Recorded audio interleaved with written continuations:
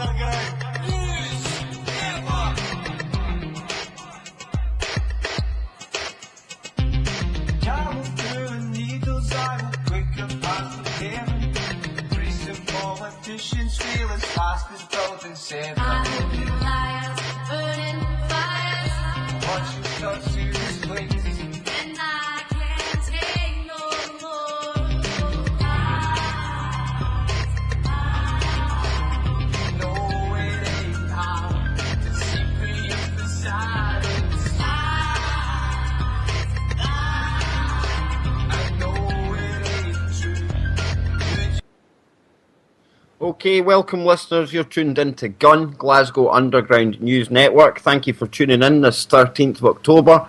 My name's Kev, I'm joined by my sidekick, Kip. He's better known for his work over on YouTube as Freedom News Hub 2.0, Kip's Clips 1883. How's things, Kip? Very good, buddy, and good to have you back on home territory this week, man. Yeah, man, the outside broadcast didn't go down quite as well as I thought it would last week, but I'm glad I can tell the listeners I'm back on form. My YouTube ban is almost up. We're hours away. Maybe there won't be some madman shouting every 5-10 minutes, "Oh, it's a break!" this week, Kev. Hopefully we'll have it a bit more polished, but I think with this podcast G.U.N.N, I like to look at it as being a kind of urban, grassroots, a conversation between two angry Scotsmen, because there's lots to be angry in this world about right now, Kip. And I think people tune into that and they like it. You're not going to get the bells and whistles. It's not going to be scripted. We don't know where it's going, and I hope you do enjoy it. Well, when I was sort of thinking, what can we touch on for today's show and stuff, Kev, and I think what I would... The general concept I came up with is let's try and touch base with all the things that people speculate that the so-called gatekeepers of the truth movement are keeping us from. I mean, it could be argued if you go to all the sort of so-called main truth sources, you won't hear a lot of them talking about your birth certificate and how that creates a straw man, a legal fiction, and that's who you're representing in the corrupt courts.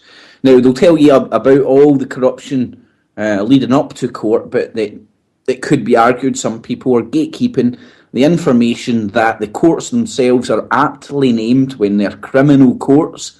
It's because they literally are ran by criminals, and it's just I was in Glasgow Sheriff Court the other day, mate, and I was just watching them just go through all these people, calling this guy's name, that guy's name, and they're just paperwork shuffling around, and I'm sitting looking there like, right, well, that guy in the funny wig up there, how much is he getting paid an hour? And these funny looking people here who think there's something important for some reason, how much are they getting paid? The lights in this bit, and you just see the absolute the scam of it. All these people are just paid fools, and they're literally just paid money for doing no benefit to society, and you just need to go into a court and ask yourself, what benefit are these morons who stand up there with funny wigs pretending, trying to justify they've got some right because a funny guy in the sky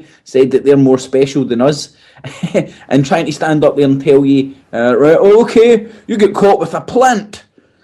I mean, it's ridiculous, mate. But really, people should have started thinking there was something greatly wrong when you could get arrested for having a seed. Well, this is a very, very, very deep subject, but a very, very important one. Now, Kip, I'll be the first to admit to you, off the show, we've spoken before about this kind of stuff, Freeman on the land kind of stuff. It's not my forte, but it is absolutely fascinating, and I'll tell you why I don't really live by the Freeman stuff just yet as much as I would to. You really, really have to know your way around legalese and the fictional system that is law, basically. And unless you know it verbatim and really have your ducks lined up in a row, I think they're going to absolutely shaft you if you get one little bit of it wrong. But I know you and a good friend of the show, JP, the Info Gimp, yous are way more clued up on this stuff, and I think there's a lot to be gained for the listeners, because I'm noticing that a lot of our listeners, Kip, are kind of maybe not so much new to the truth and stuff and that, but it's a broad spectrum of people we've got, and not everyone does have a good knowledge on everything, and I think this is key information, because until you get your head around all this, then really, I don't even know what I'm trying to say there, Kip, but you know what I mean, don't you? No, I definitely, like, I think what you're saying there, Kev, is like, it's definitely part of the overall puzzle, and it's an important subject to touch on, whether, as you said, mate, whether you want to make it your forte or just touch on it or something. I think Kip, the overall, fact that you said at the start that there's big podcasters out there, big alternative media sources, and they don't touch it, that to me says that there's definitely something in this, that, like you say, they're gatekeeping, they're keeping you away from it. And I don't know if you want me to throw this one out here, right, but you were talking to me about Freeman. Now, let's say, before we go into this, right, Freeman is absolutely one of our heroes. I don't use that word lightly, but the info that he's brought to me and Kip, I think it's obvious. I don't need to explain how much high regard we have for the guy. But Kip, come on, man, throw it out there, because, you know, when you said it, I did have a good laugh, but at the same time, man, I could see exactly where you were coming from. well, I'm like, and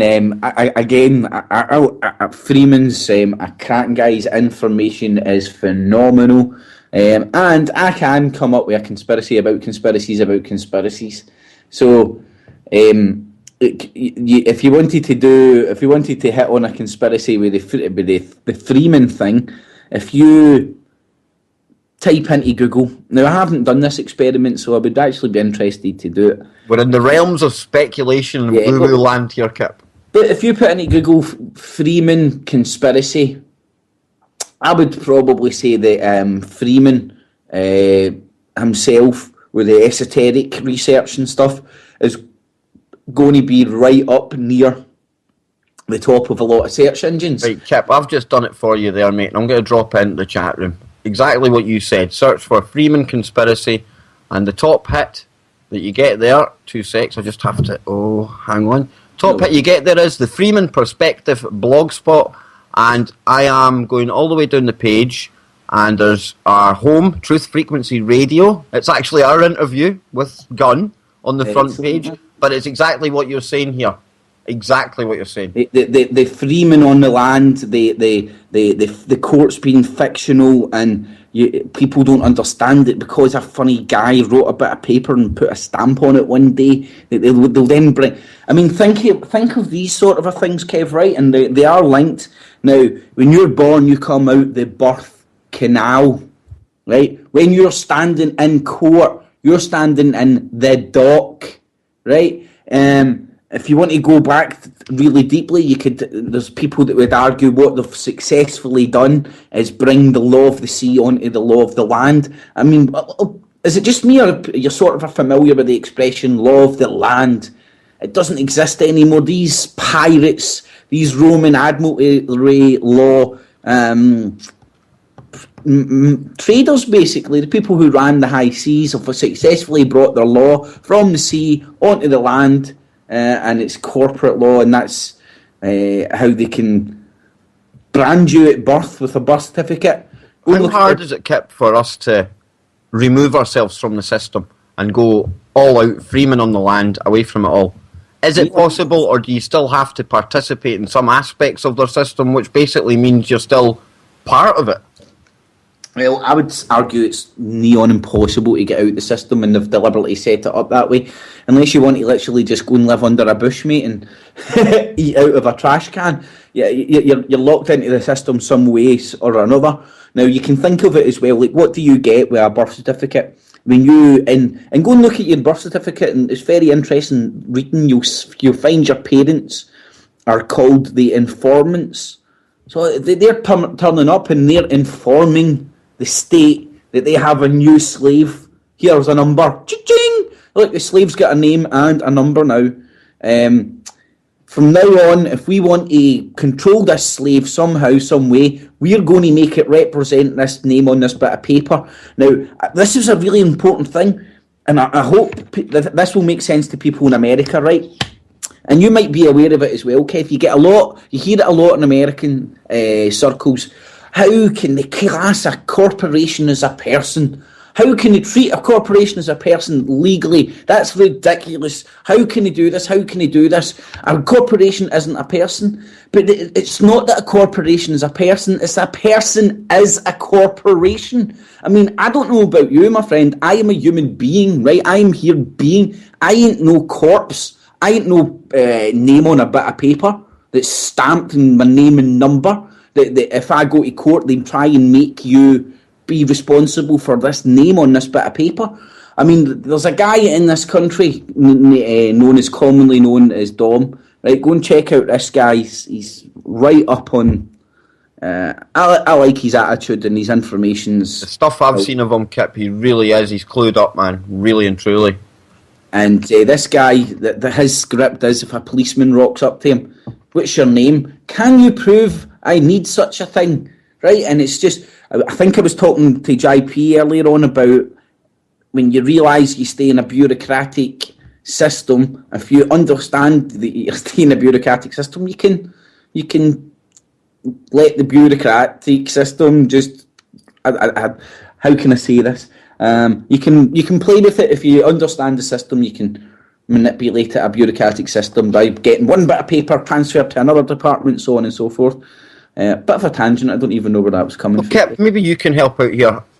Over the years, looking into this kind of stuff, right, I've always been told that, in America anyway, I don't know how much this applies here, but your social security number, that is actually traded on the stock market. Any truth in that? Or is that something injected into the movement to kind of bit of disinfo there? Right, well, let me just briefly touch on this and go and double check all my info because I'm a bit foggy on it. I've touched on it briefly. You know what I'm talking about though, Kip, don't you? You're basically, that number, you can trace it down and you're basically traded like an asset. Yep, well, mate, I'm in 100% agreement with you. I'm going to murder this, right? So, like, this isn't verbatim fact, but it's along the right lines, and please go and take the information and run with it. But it's along the lines, mate, like, a government goes to a private bank and says, I need to borrow money. Now, if you go to a bank as an individual and want to lend money, they usually say, what's your collateral? What have you got to put up? Now, a state, what have they got to put up? They've got to put up their citizens. They're citizens, so you're literally a commodity. Here's back on the birth certificate. I do believe that birth certificates, and this is significant, people in this field might be able to confirm this for me maybe, but I believe the birth certificate is written on the same paper as stocks and shares, I believe, because I believe, is it bonds maybe? It's bond paper or something. I'm murdering the specifics of this, but it's basically your birth certificate is on the same notarized paper as, I think it's stocks or bonds. Unbelievable, man. And then go and look at your birth certificate. It can't be used as identification. And the British birth certificate says it's Crown copyrighted.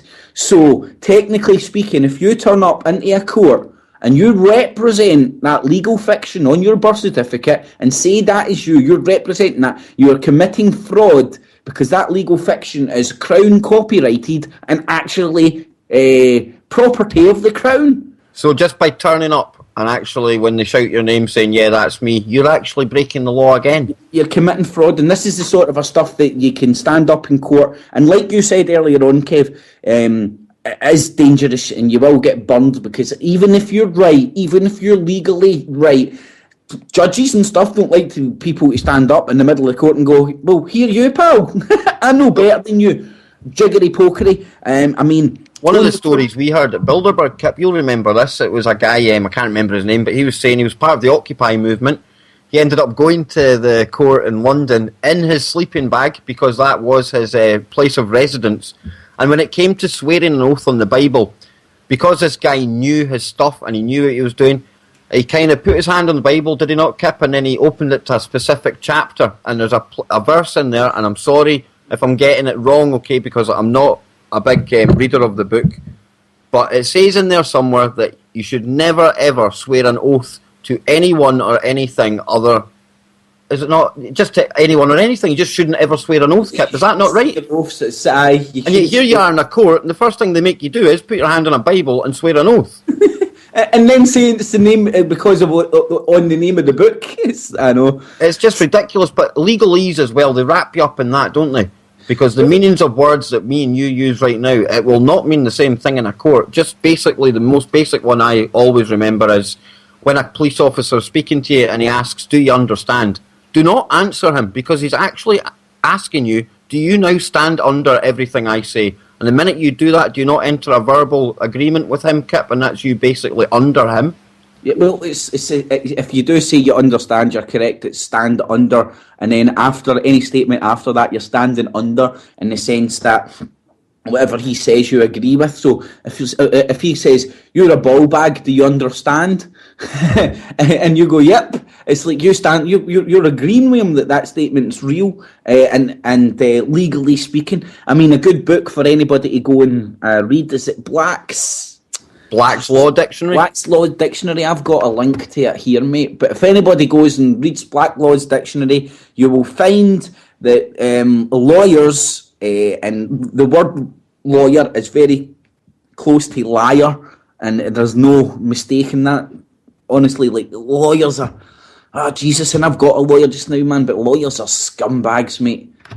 They really are scum of the earth. They're part of the club. They're quite happy to dilly-dally, play with people's lives, and let a wrong stroke of a pen destroy people, and it's insignificant. They'll just all turn up at the end of the day, eating for the same pigs at the same trough, mate. That's exactly what I was going to say, Kip. During the actual court session, they appear to be on opposing sides. The minute the court's finished, they're all out for drinks together, and it's absolute baloney. We've got a thing called legal aid in this country.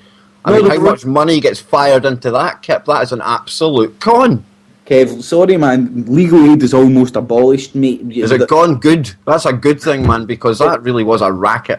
Well, it's a racket, but now what you've got, it's a racket, you're right, in this. I agree with you, it was a racket, right? And it would obviously have to need to be looked at. But now what you've got, mate, is you've got justice only for the people that have got money. I mean, I can talk directly about a situation I know somebody that's going through, and literally their situation's been going on for 4 years now, probably touching on 4 years, and if the same situation started nowadays, they would have no legal aid and no funding for any lawyers. So if you wanted to get legal advice from any lawyer, you'd be racking up all sorts of bills. And it is justice for the people. It's justice if you can afford it. I mean, a good friend of ours, we won't mention any names here, but a good friend of ours, he's going through the court battle's done now, but basically, to even go bankrupt in this country, in England, it costs you £700. Now, you're going bankrupt, you're already flat broke, you've hit rock bottom, yet they're wanting £700 to put through paperwork into this legal system to make you bankrupt. What is that all about? This is craziness, man. Kev, were you... Oh, Jesus. Oh, Kev. Yes. Sorry, mate, I thought I pressed a button and cut off. No, you're still here, man. We're going out live on the Truth Frequency. What I was going to say, you were talking about that conversation the other night, and I forgot my train of thought now, mate. Was it maybe to do with our friend that's going through the bankruptcy thing?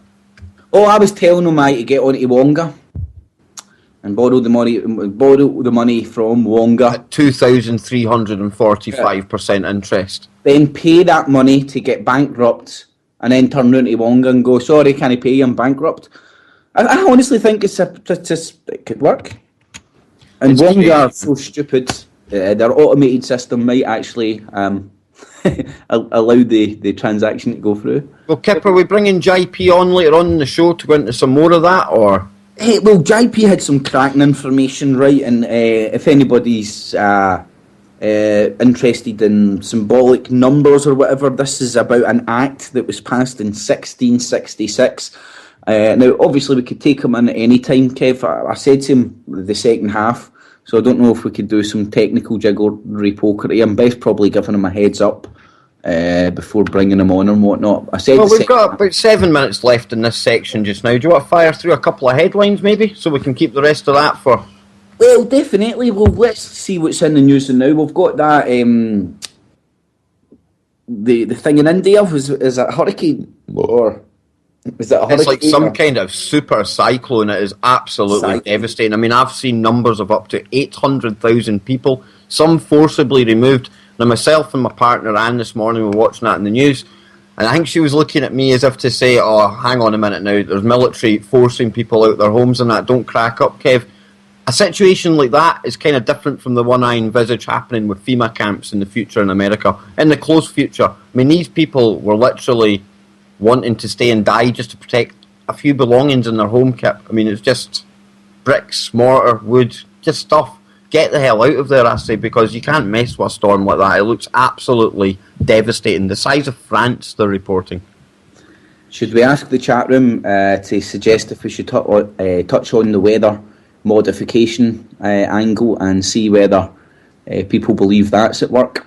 Do you think the HARP system, I mean, I call it the system now because arguably HARP in Alaska is actually offline and not really the main part of it. There's 72 ionospheric heaters around the world. Do you think all these, maybe it's natural storms, do you think they're being supercharged by them, Kip, to maybe even hit places economically because it's a disaster, stuff like that? Or is that just woo-woo land? Is that kind of the signal from the noise that's put out there to kind of capture people's minds when they should be looking elsewhere?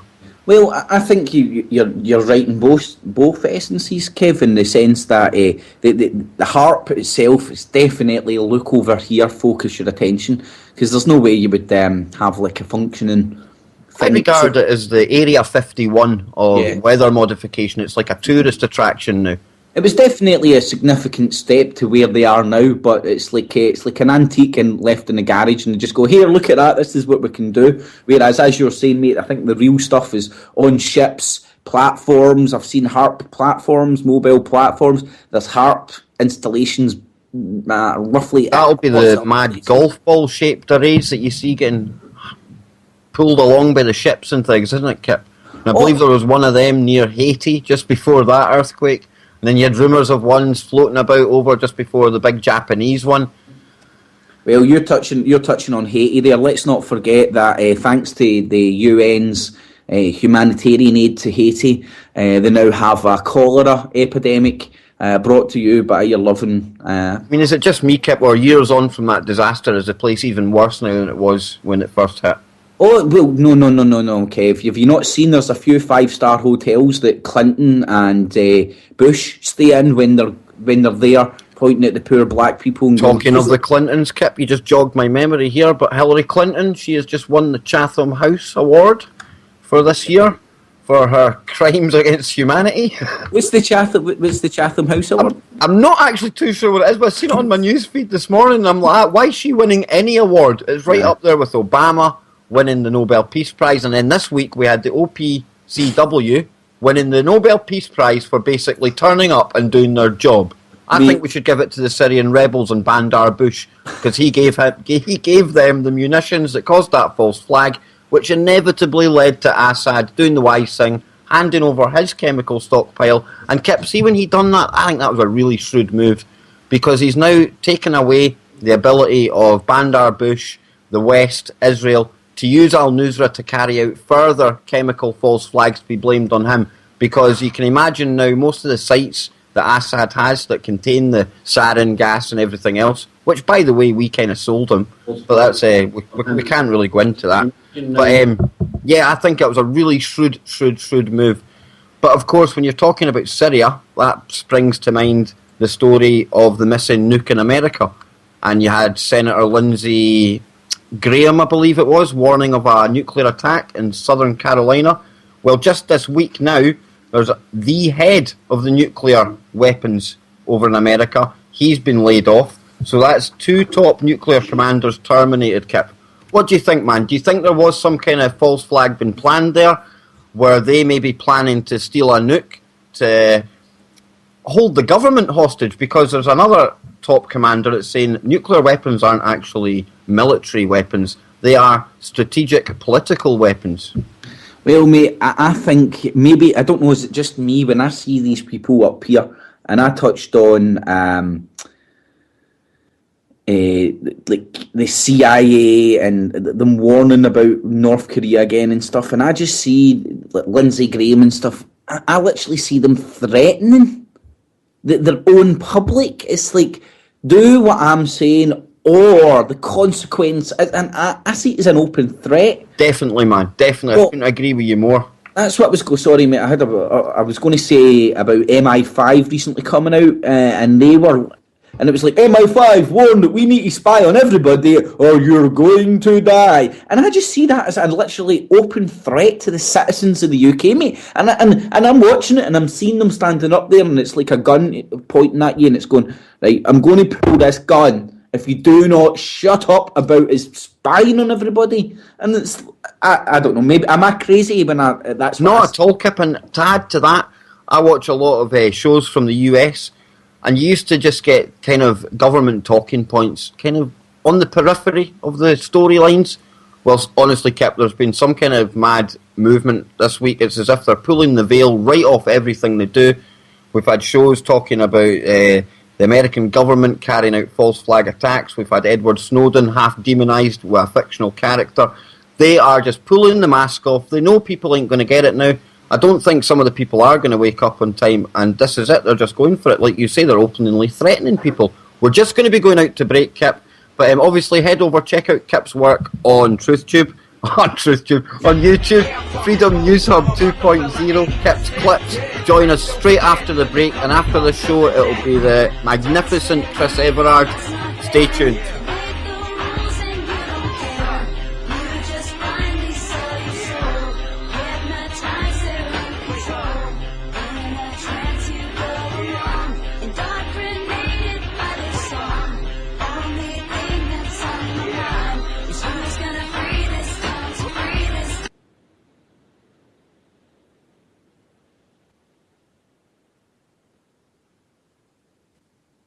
Yo. Exposing the hate and exploring the love. This is the Truth Frequency Radio Network.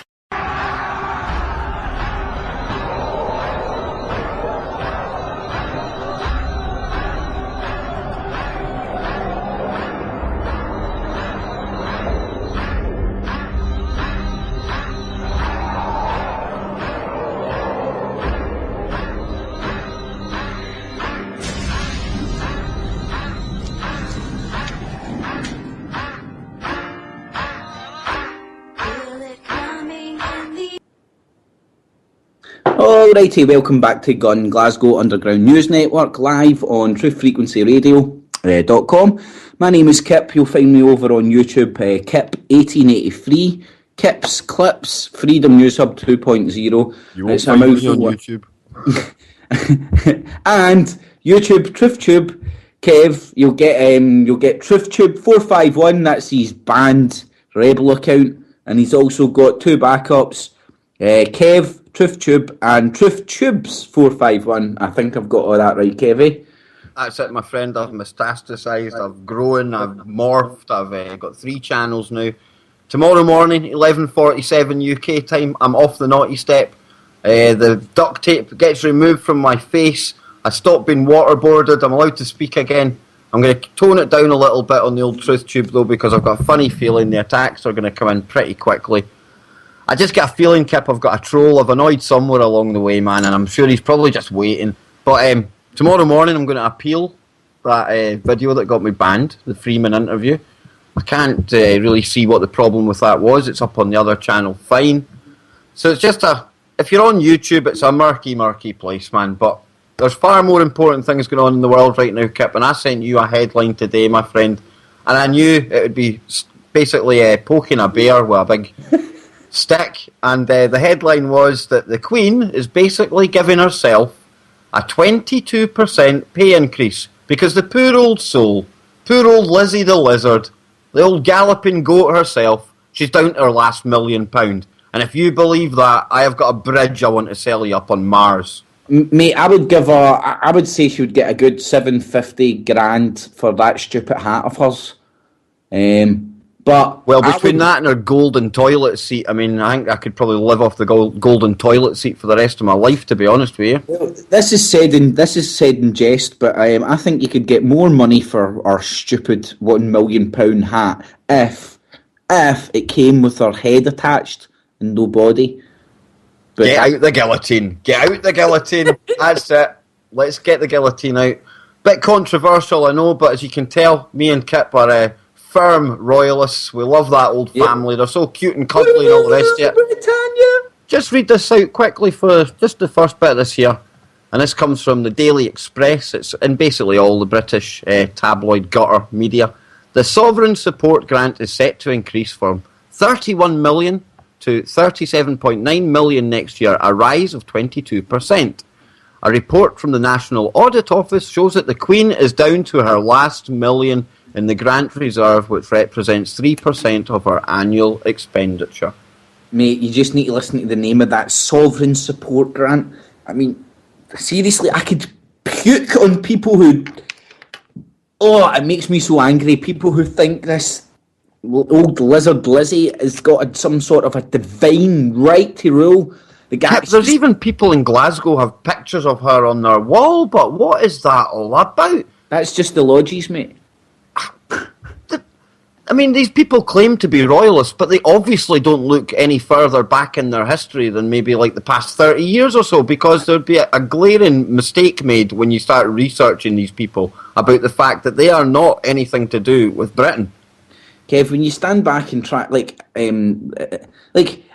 I know myself, I really genuinely try to stand back and objectively analyse things, right? And Glasgow's a really good example in the sense that they've used this fake Protestant Catholic divide to control a mass population. They've got football teams, and the amount of people that are preoccupied in this city, we want to knock lumps out of somebody else because of this fake Protestant Catholic thing.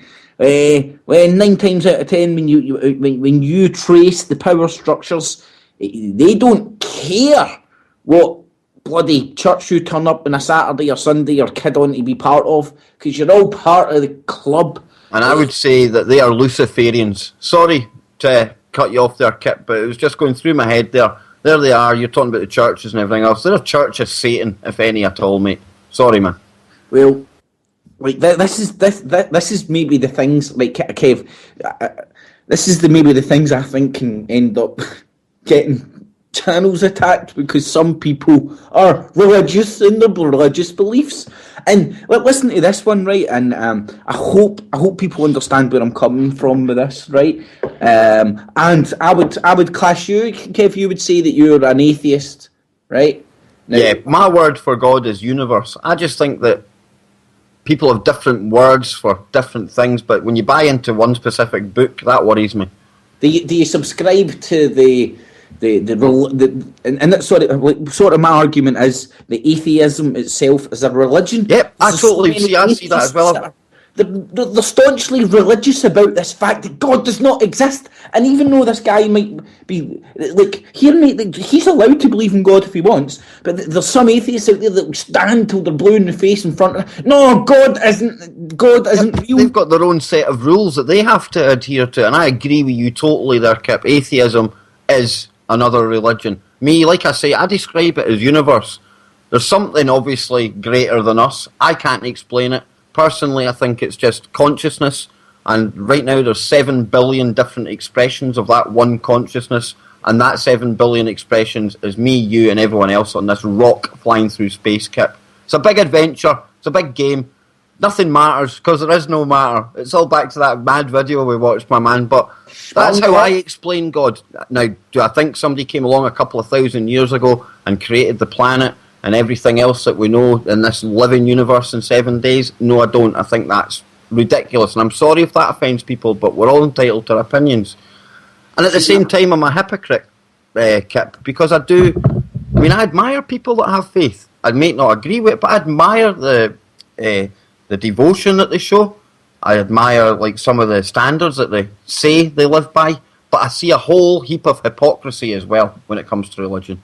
Well, my position is and this is kind of weird. I think I'm strange in the sense that I am staunchly tolerant, and I mean I am religious about my tolerance in the sense that not pointing any elbows or anything, Kev, but you know that I speak to people who, on paper, polar opposites, think X, Y, and Z.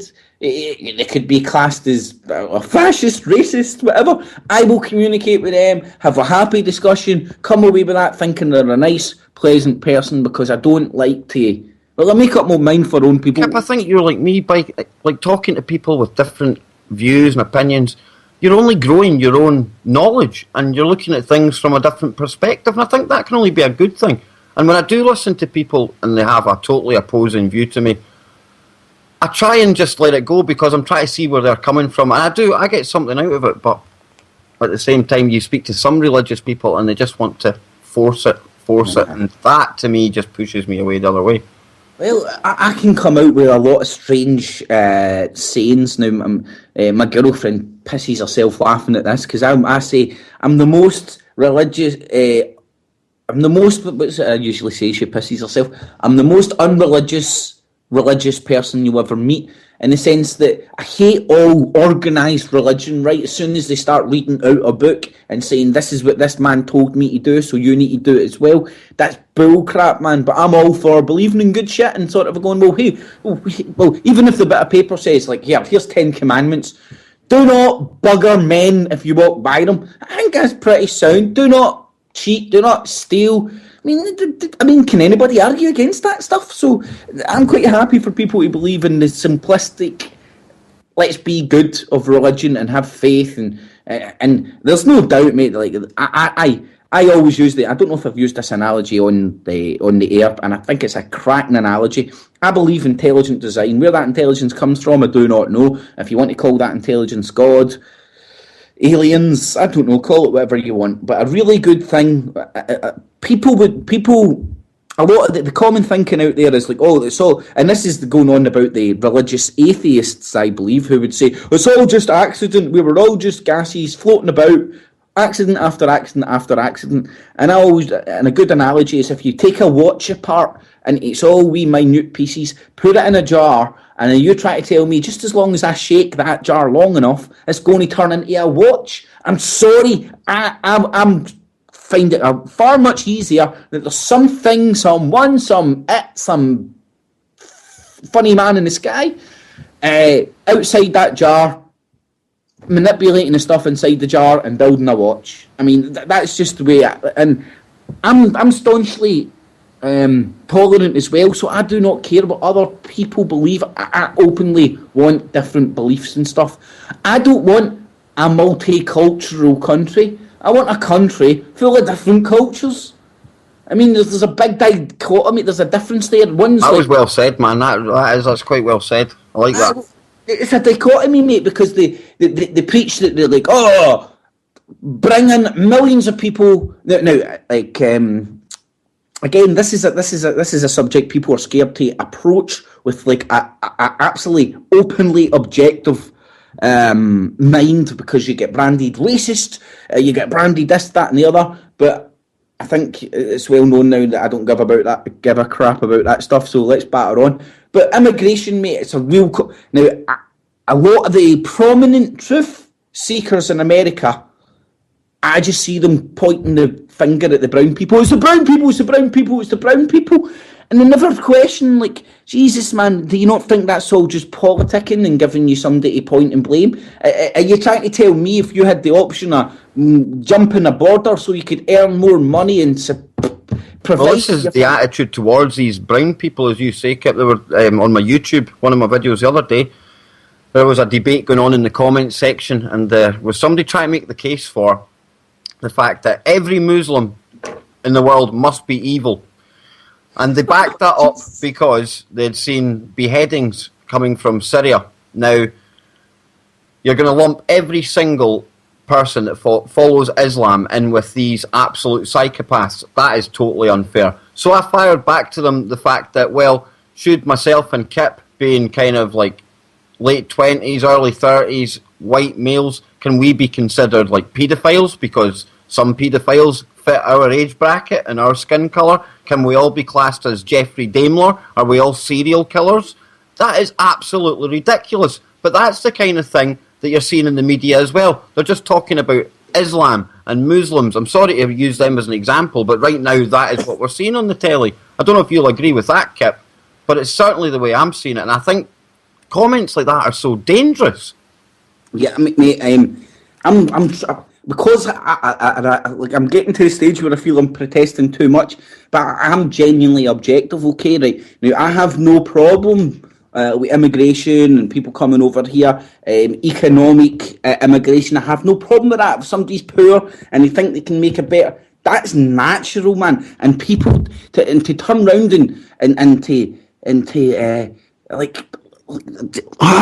just turn round to people who are just coming over here hoping for a better life and turn around and go, you're bad because you're here, you're stealing jobs and stuff. Look at the government. The government that's putting the procedures in place and the worldwide agenda that make economic migrants. Blame these people. Do not blame the people that are caught in the middle. And it's like, mate, let's touch on the EDL. And Tony Robinson. Tony Robinson. I'm absolutely devastated to see that man leaving his role as the head racist in the UK, but go for it, Kip. I was going to hand the baton over to you, mate, because I've got a wee take on this, right? Now, I've not looked, I got as far as seeing his press conference, right? Watched his press conference. Now, I'm not cynical, mate, or sceptical. You? Never. Right, so I'm watching this, right, and I'm trying to read between the lines, right, and what the first thing that's popping into my head is this dude is going to legitimise his beliefs, parties, brand him as a person by making it a genuine political party, and he's going to come part of the system, and then he's going to just make money. He's going to follow the Nick Griffith model with BNP. That's basically it. Mate, it's a payday. He's seen a payday. And he's quite happy to stand up there and go, well, here, look, I've got an Asian guy next to me. What's his real name anyway? Is his real name not Stephen Lennon or something like that? No, I mean, the guy's a fictional character anyway. I mean, if you ask me, he's a double agent, mate. He's a tool, a useful tool. I heard a really good, now, I didn't check this out myself or anything, but I heard a theory, because we are sometimes allowed to talk about conspiracy theory, right? But anyway, hypothesis, man, hypothesis. I'm joking, man. Hippopotamus. That's it, mate. Like when he went and served his jail time, mate, I've heard the rumor that he was contacted by Zionists. You've seen their protests, man. They walk about with the Star of David and stuff like that. They're an absolute joke. But I mean, I used to be the poster boy for hate in the EDL, so I'm going to try and stay away from that. I don't want to go back to that absolutely lonely position I had for a few months. I love the EDL, sign up. And I subscribe to the YouTube channel BNP. So I'm a good one, guys. Don't get on my But see, Kip, the thing is, right, and I think I've got BNP on my Facebook. Now, people will look at your Facebook and go, oh, no, you're a BNP fan, man. You're a mad racist. How can you're a hypocrite? No, but I like to see what these idiots are saying so that I can tear it apart and decode it and use their own words to point out their stupidity. Well, mate, when I first signed up for the BNP's channel, I think I watched a few videos, and then nowadays I don't go near them, but I still keep them in my feed, because I like to see what's happening, and every now and again I don't know, I used to do a lot of videos just like sort of playing another video and like pausing it and sort of going, well, here's what's actually happening, and here's a conspiracy for you, right? And I know this is happening for a fact, and if anybody says this isn't happening for a fact, I'm not nuts. I subscribe to a YouTube channel called Jewish News 1. I ask for email alerts to come through. Shalom. What's that, man? Shalom. Hallelujah, hallelujah. But He's an agent. But I subscribed to this channel, right? Now, when I first started subscribing, I was getting the email alerts. Now, what I was doing is I was going through my Jedi mind trick time at the time, Kev, and I was ripping holes in it, because they were turning up and going, they've got one of the women's got the weirdest voices, and it's like, the Palestinian state of non-state, I can't say the word state, and it's like an American voice, but I'm Jewish News 1. and they were making a weird voice. And then, anyway, I was getting email alerts. I was tearing them a new arsehole called Jedi Mind Tricks. And yes, I can defend that, man, and I ain't anti-Semitic, so don't use those. Calling me anti-Semitic is the Jedi Mind Trick, and people don't get the irony. Hey, you say Jedi Mind Trick. Mate, I've been speaking to a dude. I won't name him, but apparently, right, he's an Israeli Scot. And I think, like, when I first touched base with him, he was a wee bit hostile with a few things. Then after a while, after conversing with him, he's like, why do you say the Jedi Mind Tricks? And I explained to him, I was like, well, gets people's ears perked up. They realise that it's just another word that's used to separate us all. I mean, like, I'm the first one that will say, oh, it's not the Jews, but it is the Jews. Do you know what I mean? It's like, and even then, I'll like, oh, just go and look at my channel, and people can see. Jedi Mind Trick is a brilliant way of summing up what you're talking about, though. It's catchy and it's so apt, and they use the Jedi Mind Tricks to construct this fake reality round about us and to manipulate how we think about things. It's the Zionist-controlled media, man, and you only need to look at the shutdown of Press TV. That is a disgrace. Right, and that is just absolutely the Zionist entity in the media getting told by their paymasters, political paymasters, ban this chat. And I don't know about you, mate. When somebody tells me not to do something, I do it that wee bit more. So now I'm putting Press TV stuff out in my channel to get it round them. Exactly, mate. It's like a child. When you tell a child don't go near something, it makes it more intriguing and more appealing to them. I want to know why they're banning Press TV, so I go there even more often now. Well, mate, listen to this wee tangent, man. This is the thing that I think, like, if you want to go, what's the problem and stuff with the system that we live in today? It could be argued that, and think about it yourself. You're a dad. You've been around children, my friend. So you think about it when their kids young and they're asking all those questions. Now, I don't know, I'm probably safe in saying everybody, me included, when you've been around the kids, you've got to that bit where your patience, you're like, just because, do you know what I mean? Because absolutely, man. And I think that's like, don't get me wrong, everybody's been there, and everybody will, I'll do it again myself when I lose my patience, but I think it should be encouraged for kids to keep asking those ridiculous questions, even though it's a pain in the arse to answer them. But I think kids should be encouraged to keep asking, and that they knock that out of them in school, Kip. They knock that out of them because they're not meant to question, they're just meant to parrot the given line. You don't question it, it just is.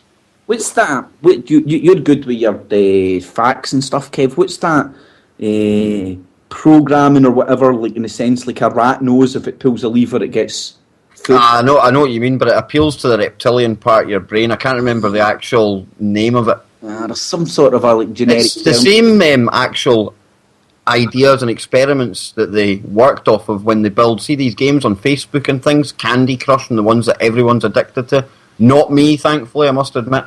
But that appeals to, it's the same part of the brain, Kit, because they get rewards every so often, coins or a bonus, and it just drip feeds it, and it's like the rat running about getting little bits of cheese as a good reward. And that's why they keep going back for more. They want that buzz that releases Pavlovian training, is that it? Pavlovian training? That's the one, mate. That's it. We got there in the NC. My waffling got you there, man. Selective minds, mate, because we're communists. We're working together. That's it, yes. Well, I think the latest thing was I'm back to being a Rothschild agent on one of my videos, man. I don't know if it's true or no. And wait a minute, Kip. This is, again, tangent. We should call this the Tangent 2 Hours with Kevin Kip. No, I sent you a video last night, man, didn't I? From Dutch Since. You never got a chance to see it. I'll post it in the chat during the break, okay? But I want people's opinions on this. Basically, Dutch is saying there's two organisations. The White Dragons of China. I think that's the ones that basically Benjamin Fulford fronts for. And also the OPPT. The One Person's People's Trust. They were quite hot and quite trending on the net there a wee while ago. I kind of drifted away from them because I seen them as a kind of too new agey for my worldview. Part of the revolution, Kev, because we've brushed on this. We can maybe expand on it later. But definitely, man. Sorry to fucking... No, not at all, mate. Not at all. But yeah, Dutch, absolutely massive YouTuber. Great respect for him. I don't agree with a lot of his stuff, but that's irrelevant to this story here. Have He you not himself, slapped him in the past, Kev, to be honest? I've had a run-in with him when he was just a minion like ourselves. But basically, him and Tattoot, another huge YouTuber, they're saying that these two organisations are basically approaching large YouTube channels. They're saying that they're wanting them to replace the dying prostitute media that there is just now. By signing up for this, it's quite vague, really. It doesn't really go into it, but by signing up with this organisations, you're then given some kind of UN diplomatic immunity. And also, on top of all that, there's going to be a massive redistribution of wealth throughout the planet. We're all going to be given millions of pounds, and until it's redistributed, people like Dutch Synths and Tattoot are going to have billions of dollars transferred into their bank accounts for their safekeeping until it all happens. You can probably tell by my tone that I am highly sceptical of this, okay? But I'm going to go and find the video on YouTube just now, Kip, if you want to have a wee talk about that. Even though you haven't seen it, I mean, just your initial thoughts on that. What's going on here? I mean, I don't know, man. And Dutch Synths, he really is, he's a popular guy. I think he's got about 100,000 subs. He really is listened to, and he was saying that the White Dragon Society, who used to be also the Green Dragons, and before that they were the Red Dragons, and they were also the Black Dragons at one point, they're basically wanting him for his voice because he has a platform on YouTube. What do you think of all that, man? Well, Kev, well, first let's touch on what I know about Dutch Sense, man. I touched on him when he was looking at pictures, looking at blips and saying radar stuff, right? So I've not really got any major gripe with the guy. I've not had any runs in with him or anything. I don't know. On face value, he seems harmless enough. I've heard him having conflicts with you, with conflicts with the people. I don't know. There was some sort of God network or something. Anyway, so don't know, man. Obviously, there's some sort of a but conflicts easy to happen. So I'm looking. That's it in the chat room for the listeners anyway, Kip. Certainly interesting to have a look at. That's why I sent it to you, my man. It's just, I mean, he really is. He's a big YouTuber. You know what I mean? People... Sorry, mate? It sounds really creepy. Yeah, definitely. I mean, I believe one person so far has followed it through to the point where they've actually been given diplomatic immunity by the UN. Now, that document is allegedly going to be scrutinised, stuff like that. But, I don't know. I'm just not buying it. I mean, it's lovely, it's a great idea. I'd love to see a redistribution of wealth throughout the world. But at the same time, even Dutch Synth touches on this. I'm not against people who go and earn a fortune if they've earned it morally and legally. I'm not against that. That should be everyone's dream. So should we really be taking money off them, Kip, and redistributing that? Well, Kev, you've got a better memory than me. And after we get JP on for the second half of the show, maybe we could touch on the fact, like, I'm going to argue, this is going to be a bit controversial, I'm going to argue that Ron Paul's plan is ridiculous and part of a wider scam in the sense he's money policy, right? And I'll touch on, like, here's it in very simplistic layman's terms. He argues that we shouldn't print money, we shouldn't have fiat currency, it should be backed with something. He wants to back it with gold, right? So you can't print money unless you've got gold there, right? So you've not getting the government's not got an ability to encourage commerce, trade inside a society, right? But that's by the by. So that would automatically mess up trade. Right, we're going out to break, and just listen to this as well.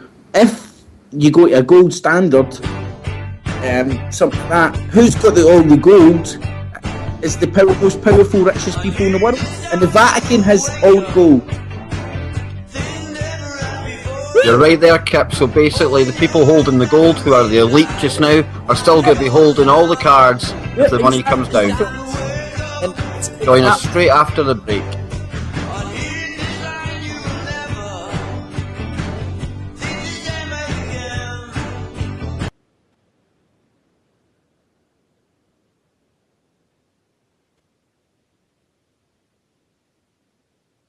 Drops.com.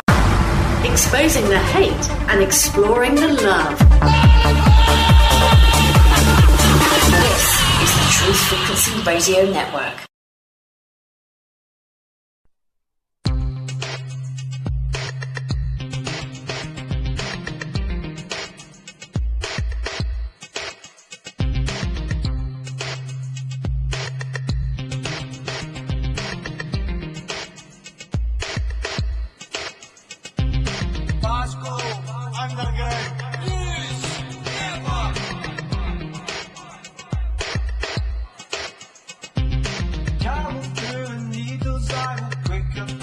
Recent politicians feel as fast as building seven. Liars, burning fires, Watch you touch seriously. and I can't take no more.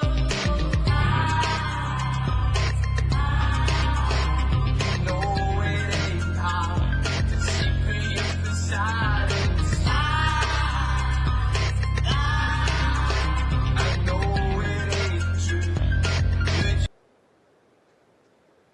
Alrighty, welcome back to Gun Glasgow Underground News Network. My name is Kip, and as always, my co-host is Kev. You'll find my work over on YouTube, Kip1883, Kip's Clips, Freedom News Hub 2.0.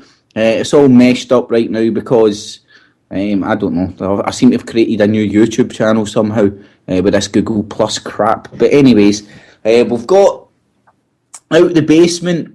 But this is not to give him any way of discredit with the information he's got. That's just, excuse my French, shits and giggles when we call him the info gimp. I think that's a positive title to have in this day and age, man. Well, think about it, man. The guy, he's a gimp about info. So the info I gimp. promise, JP, I'm not going to take you to task over Goldbug this week. I promise, man. We'll disagree on the Goldbug scenario, man. How are you, JP? Great to see you, I'm mate. not too bad at all. I mean, I've been called a lot worse in the past, so we'll leave that at that. And from last week, yeah, sorry to any midget police officers. Turns out I'm wrong. You said you can't get midget police. Yeah, I looked into it. Turns out for the last 10 years, yep, you do get midget And that police is officers. the last word on Gun about midget police. May the subject die here. That is it gone. On to the legal fiction, Kipster and JP. Yep, well, JP was wanting to touch on 1666 and the act of QCV. Well, JP will be able to explain it a lot better. But this works, this ties into what I was touching on earlier on with your birth certificate, the legal fiction, the people that the straw man that you represent when you go into a court of fiction, a criminal court run by criminals. So, JP, you were blowing me away with this information earlier on, so I was really interested, and I was being lazy. I thought I would get you on the show to talk us through it rather than do the research myself, because I watched Monster University this afternoon. Yeah. Kids, which was well better. But JP, you need stuff like that to take your mind off of this, because a lot of this information can really weigh you down sometimes. But so basically, through my research, it came upon to me that off the back of this birth certificate thing, there was more to it. And as far as I can tell, back in 1666 in Britain, when there was the Great Fire of London, the Parliament, the City of London, the actual, separate sovereign state, the City of London, they came out with the it's called the CESTU-QV Act of 1666, and that's actually French, and it literally breaks down in the translation of this kills or something like that. I don't quite know, but basically, yeah. While London was actually burning down, Parliament decided to have a special session. They all sat down. Right time had come, they took the opportunity and they created this act that basically declares everyone that's ever born in the UK legally dead. And what you've got to do, you've got to come forward and prove that you're alive within 7 years of your existence. So you've actually got to do it when you're a little kid if you want to reclaim any of your property that's been stolen off of your ancestors through the government in the past. So, JP, was this the start of the legal fiction? The straw man. Were you aware of whether it was implemented before that, or was this the start of this happened? This happened before birth certificates, as far as I'm aware. And let's not forget about the fact that it was 1666. Now, if anybody can't work that out in their head, that's 1666.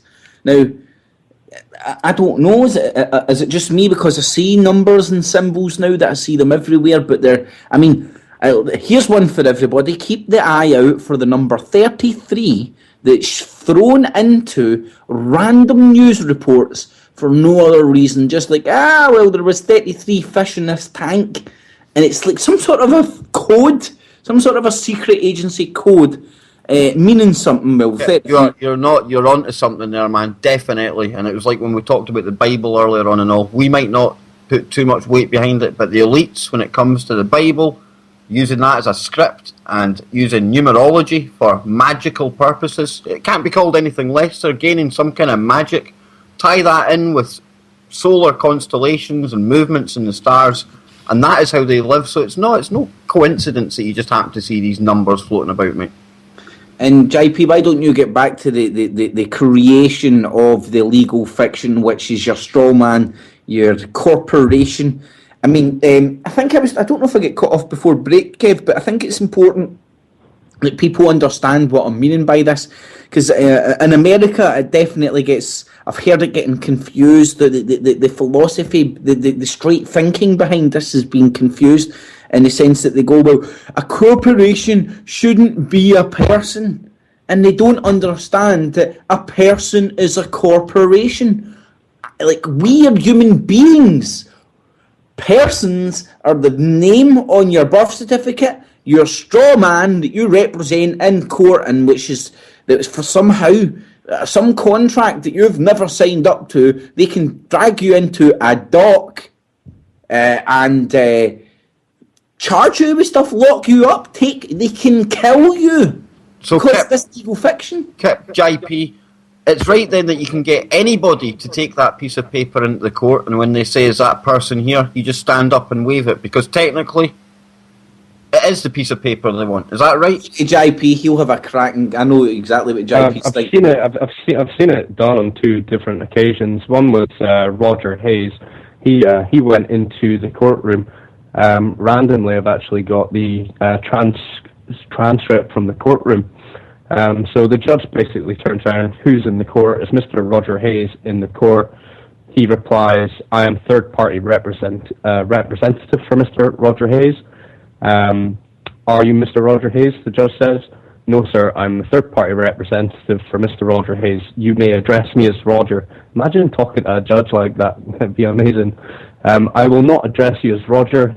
I will call you Mr. Hayes.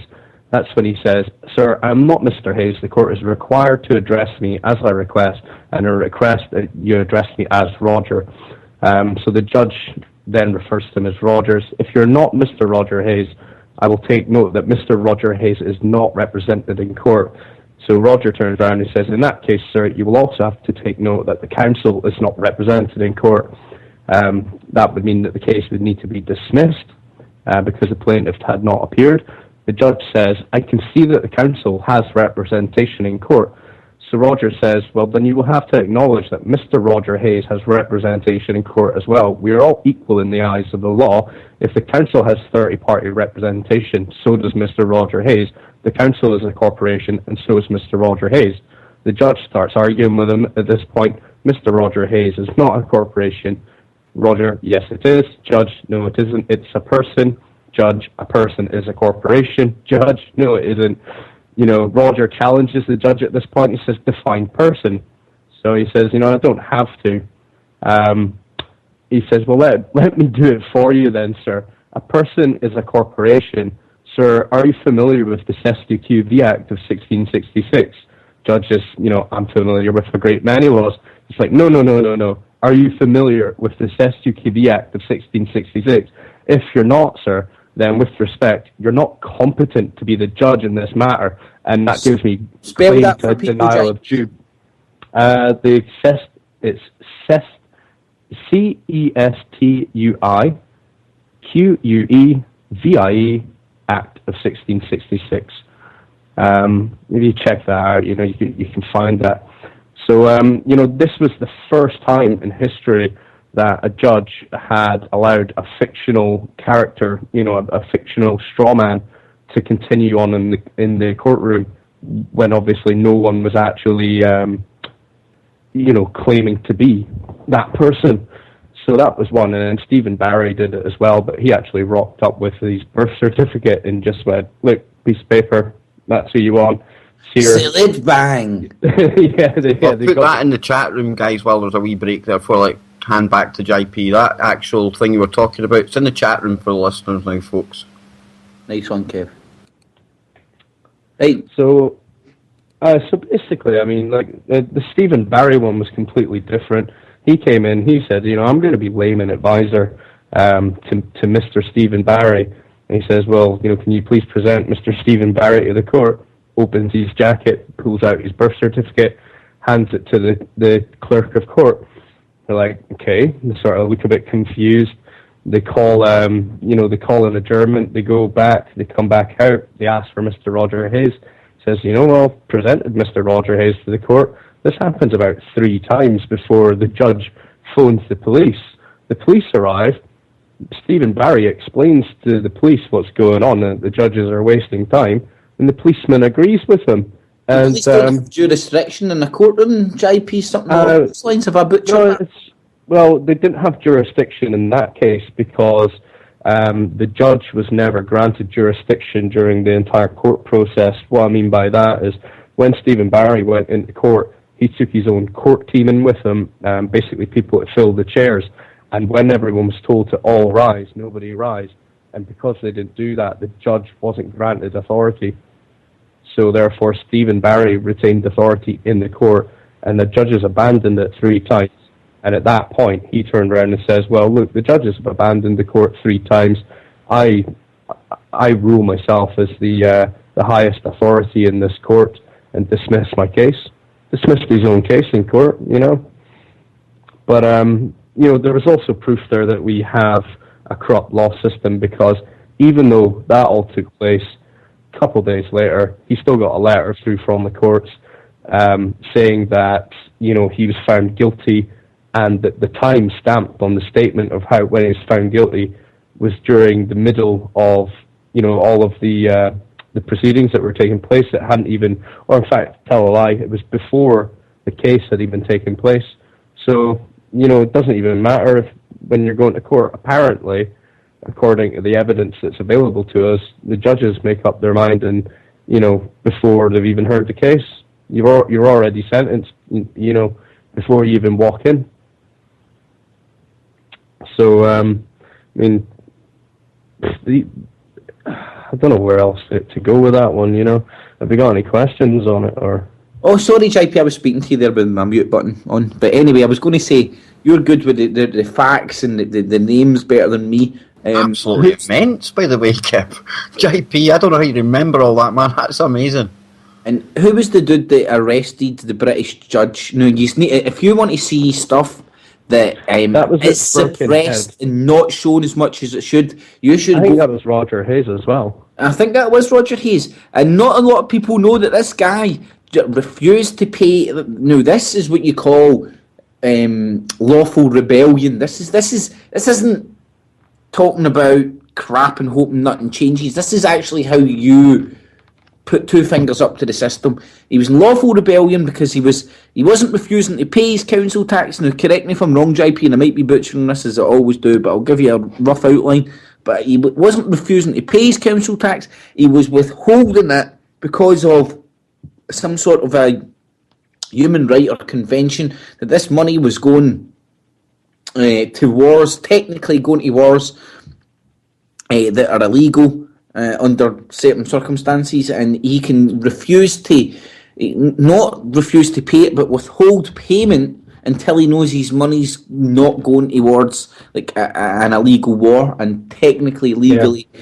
It's something along those lines. I've probably killed. No, you didn't actually. I mean, you're very, very close. What you said pretty much is what happened. The way that he worded it for going into court is that he was withholding it, which in my opinion was a fairly wimpish way to do it. If you're going to do this thing and you're going to have publicity, you may as well go all or nothing. And at the end of the day, I mean, council tax in itself, what we're talking about here over in the UK, it's illegal. It's an illegal tax, the same as America's. What's the one that they income tax? It wasn't ratified by all of their states, and they still put it through, the IRS and all that. Same as over here. it's governed by a legal statute. The council. Here's a few bullet points, a few crazy bullet points.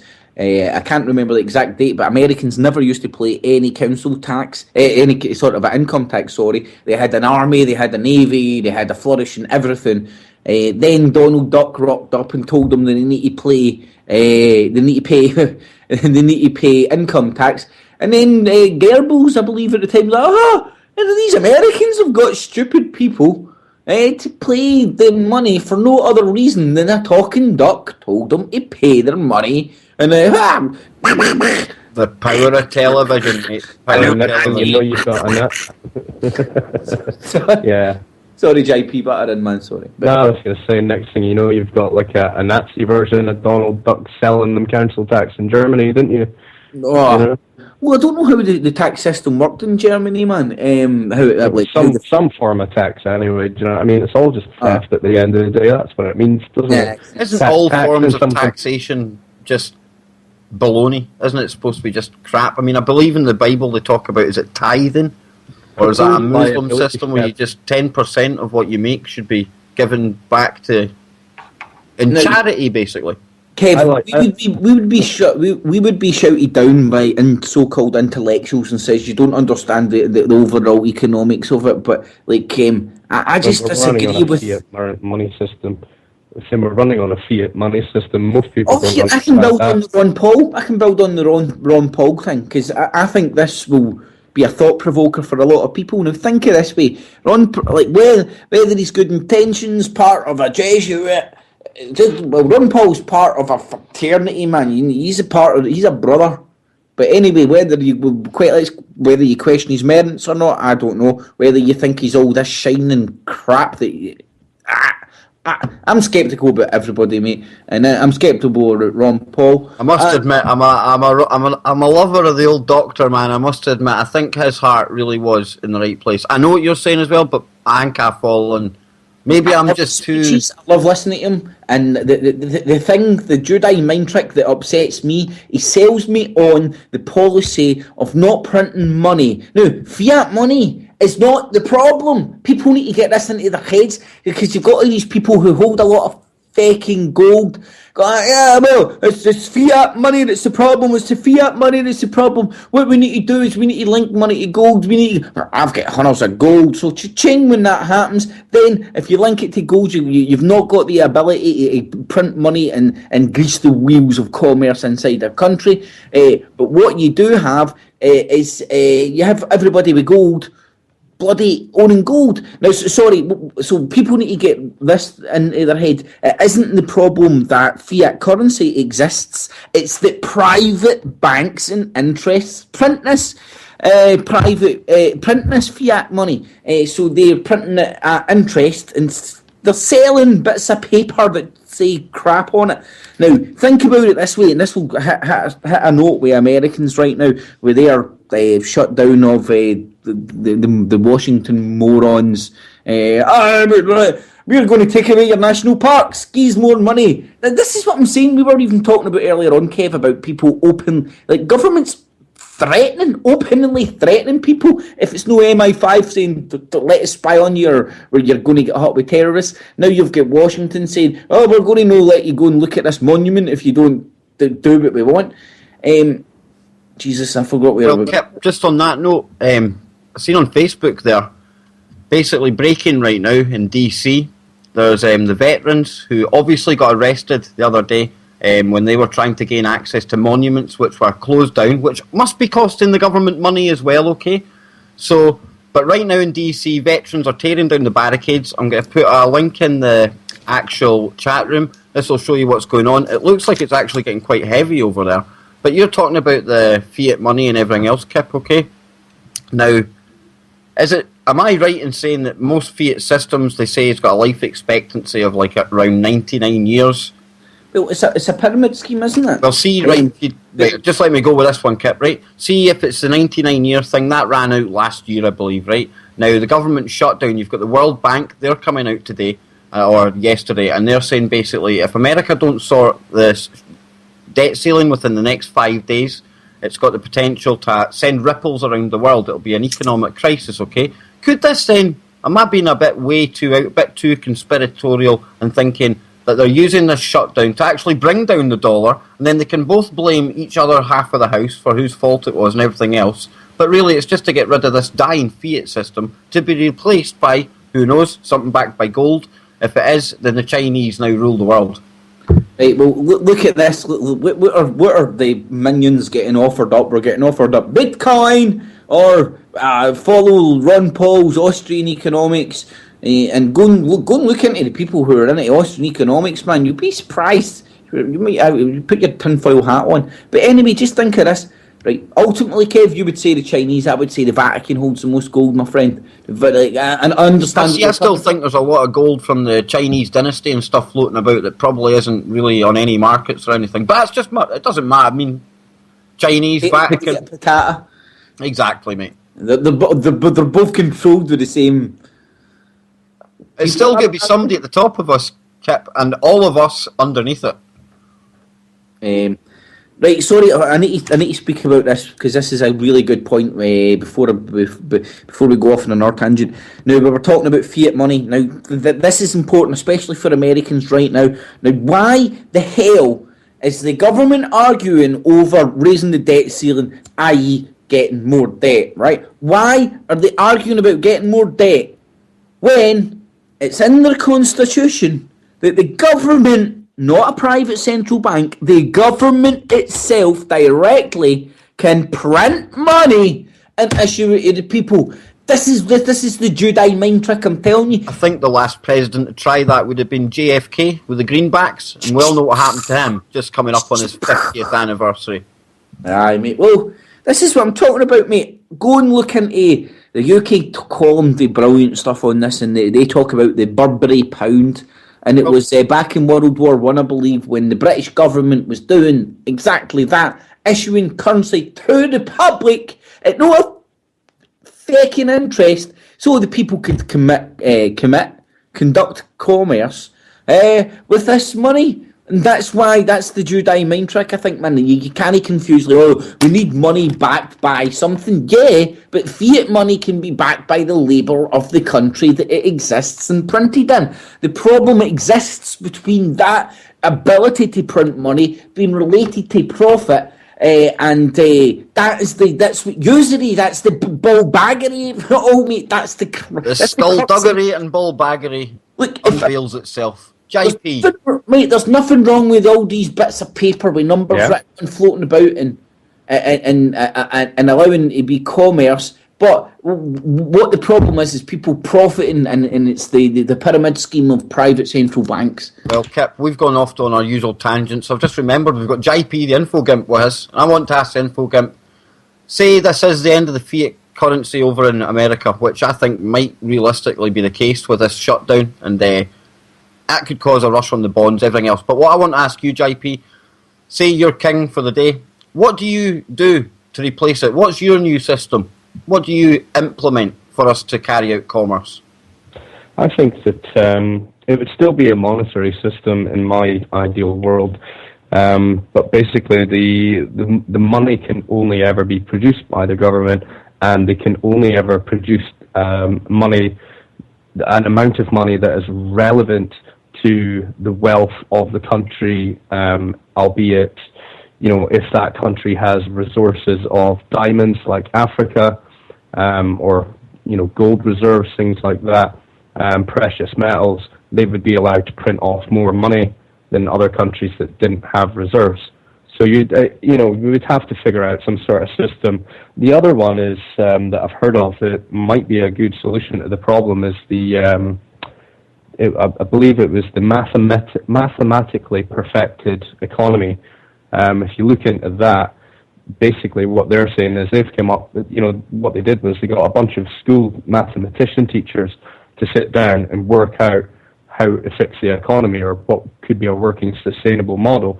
So these school, mathematicians or whatever, they basically worked out an economy system whereby, the government would, or banks and so on and so forth, would actually be able to give the people, mortgages, but they were going to be very reasonable mortgages, like £100,000 over 60 years. Do you know what I mean? Things like that. So you've got all those different ones, and then the last one that potentially could be worked is like People's Bank, or the alternative banking system, which is basically like the debt system, but if you put everything in a sort of credit system instead. What I mean by that is, like, JP, just to quickly interrupt and let you know, we're going out to break in about a minute, mate, but you'll hear the music kicking in and then you'll understand, just to sort of... Well, what I mean by that is that instead of creating debt, actually create more of a money supply. So if you get a loan from the bank, rather than the money being a big debit, they could actually, if the banks had the power through the government to create the money, they could increase the money supply rather than the debt number, the debt figure. And on that note, JP, the bidding of the many, not the few.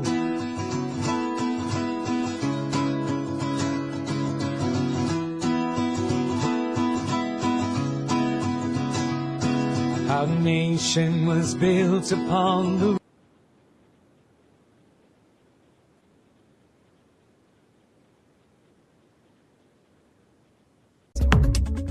Broadcasting worldwide in complete defiance of the U.S. Patriot Act and the NDAA.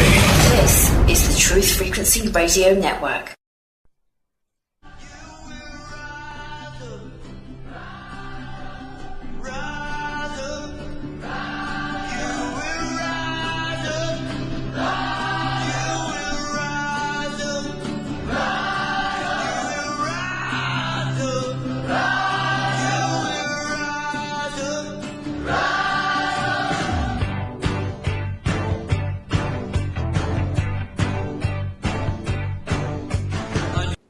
Come on, JP. okay, welcome back, listeners. You're listening to Gun Live this Sunday night. It's the 13th of October. We're coming to you from a very, very cold Scotland. And that brings me on to my next story, guys. I just want to touch on this because it kind of goes back to something I was covering on YouTube maybe 3 years ago. But basically, we've been told that Scotland is to expect one of the worst winters in history. They're talking about actually ripping up the record books, restarting them all.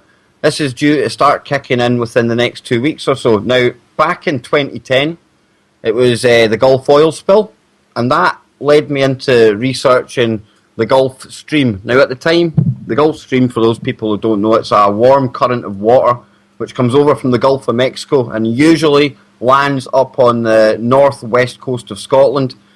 An example to prove this is the fact that Ullapool, one of the most northerly towns up there, has actually palm trees on the beach, okay? That is no joke. It's not like a picture out of Hawaii or something like that, but palm trees grow there because of this warm current of air. Now, this Kev, you know your stuff like this. Am I right in saying there's a place in the UK that, like, literally it never rains or it never snows or something, and it's due to what you're talking about? You're right, I can't remember what it is, but that's a definite... It's rain or snow, I can't remember, but there's some sort of the weather anomaly because of what you're talking about, the Gulf Stream, and there's a place in the UK that never has snow or never has rain, and like literally it's never rained or snowed there. I can't remember exactly. Well, I remember when I was young and I went up to Ullapool for the first time, and I'd heard all the... At the time I thought were myths. I thought it was just like an old wives' tale. There was palm trees up north of Scotland. What are you on about? But we actually pulled into Ullapool and there was snow in the hills and you could see palm trees on a kind of beach thing, and it was just that your mind was kind of tricked. You're like, how can that be? But yeah, at the time... Sorry, mate, I need to say, was CNN there? No, man, no. There was no trickery going on this time, man. But that's the kind of thing they would try and pull off. But yeah, at the time, there was people on the net, they were saying that because of the amount of oil that was flowing in to the actual Gulf of Mexico, it may actually slow down the current that drives the Gulf Stream. Now, the thing with the Gulf Stream is it also drives the jet stream. The two of them together are called the thermohaline system. It's basically like a circulation system of the planet, Kip, and it drives weather patterns. Now, meteorologist Piers Corbyn, he's been on Alex Jones, he works on a website called Weather Action.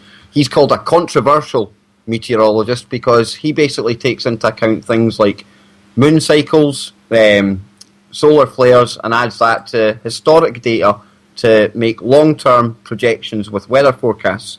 Now, at the time back then, I looked into his work very deeply, and he alerted me to the fact that the Gulf Stream itself was already stalling before the actual Gulf of Mexico incident, and he said that this could lead to a mini ice age. Now, he said the subsequent winters as we go along will get steadily worse. Now, we've just seen this summer that we've had, Kip, and I was saying during the summer we're going to have some karma to play this winter, but now we really are going to have karma to play, but it ties back into what I was researching in 2010, and the likelihood is, although we're being told about global warming, there's more chance, in my opinion, that this is the start of a mini ice age. Now, when I say a mini ice age, I'm not talking about the day after tomorrow type stuff, but you're talking about the jet stream dropping from the north of Scotland to possibly down near France. Now, what that does is that allows the Arctic air to come down, causing these harsh conditions, okay? Now, let's go into woo-woo land, as I like to do, Kip. We had FEMA over in America been told they had to prepare everything on the East Coast by the 1st of October. There's been military leave cancelled. All DHS and FEMA personnel are their leaves cancelled. They're running multiple drills right now up and down the East Coast. You also had Janet Napolitano. She left her position as the head of the DHS, and she was saying that basically the one that her predecessor, the person who comes after her, would have to deal with A, a cyber attack on the nation, and B, a natural disaster which has never been seen before, unprecedented. More threats like I'm talking about. When I hear that, mate, I really see them just standing up there and threatening people. Exactly. The cyber attack, definitely, but how do they know about this? How can she possibly know about a natural disaster?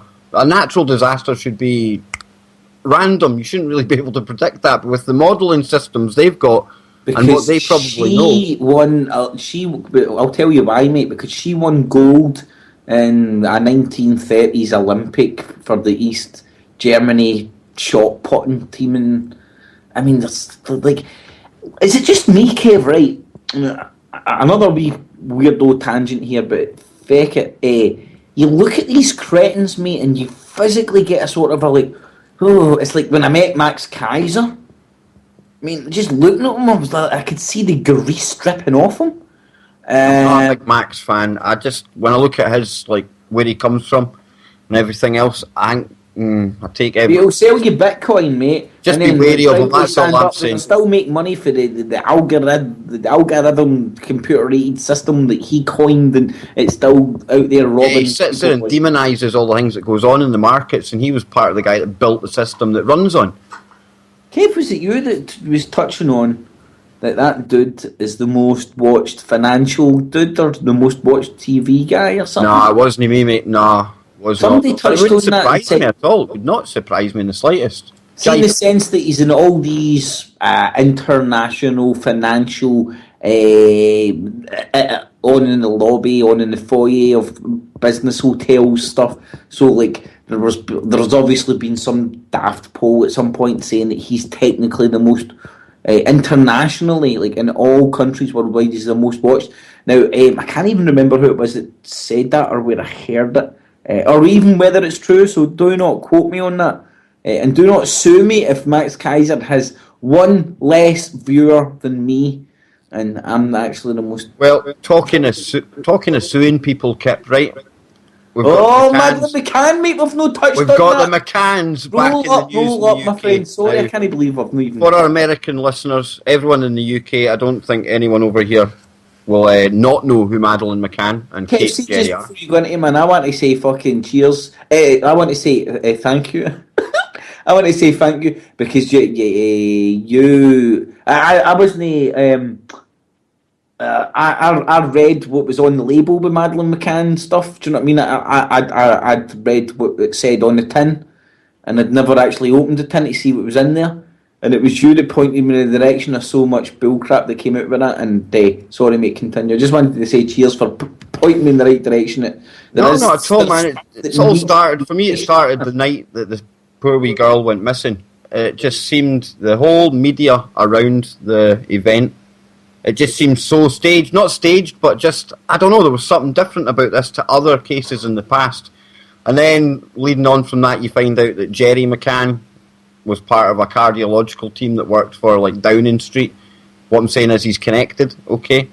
But yeah, these McCanns, they were over in Masonic connections. Let's not hide it. They're Masons, man. But McCanns were over in Portugal this week. They're carrying out a court case. They're suing one of the police that investigated the case. He wrote a book, basically, which accused the McCanns of accidentally killing Madeline and then hiding her body. Now, see, when you look at all the evidence, Kip. And this is all alleged. Yes, it is allegedly. Conjecture, freedom of speech. None of this implies anybody that these opinions are nobody's apart from a forming of words, which is a magical trick. So these. Well, Kip, I think the best way to demonstrate to the listeners is to bring up again. Come after people. Is to bring up the story. I've done it umpteen times before, but I think it's the best way to highlight or how to think about this case. Think it's your kid. Imagine it's your kid, Kip. Okay, gone missing. The police are there. Everything else, you're getting questioned. Now, would you not do everything within your power to like help the police? You'd be telling them details to like what colour of socks you had on in 1992. If you actually thought it would be of some help to them, right? Well, Madeleine McCann's mother, Kate, when questioned by Portuguese police, refused to answer 48 questions and then only answered one at the end. Now, some of the questions she refused to answer were, obviously paraphrasing here, I've not got it in front of me, but was it right that you phoned Sky News before you contacted the police? Was it right that,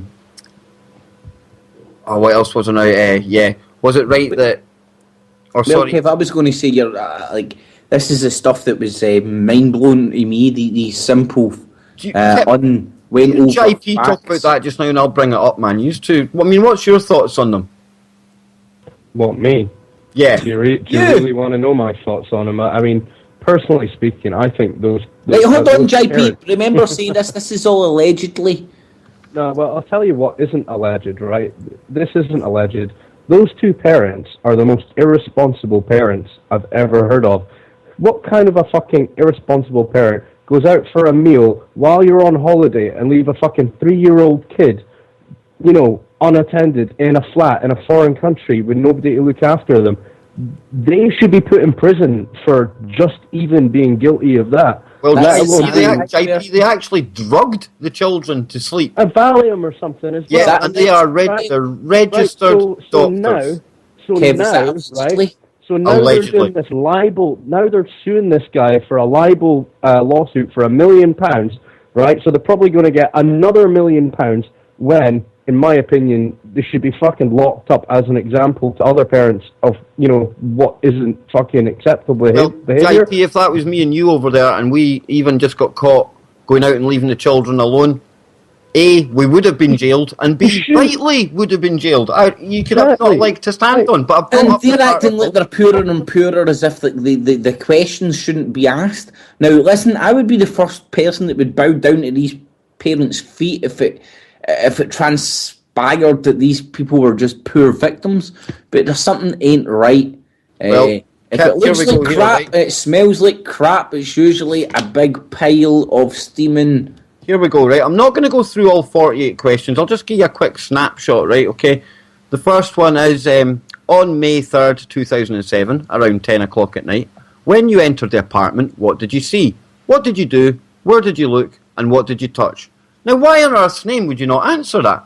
Unless you're worried you're going to incriminate yourself. You're at the very least impeding the police investigation, okay? So let's go on. Let's have a look at another one. Well, Kev, I'll play devil's advocate, right? And purely for the point of playing devil's advocate, because you know that devil's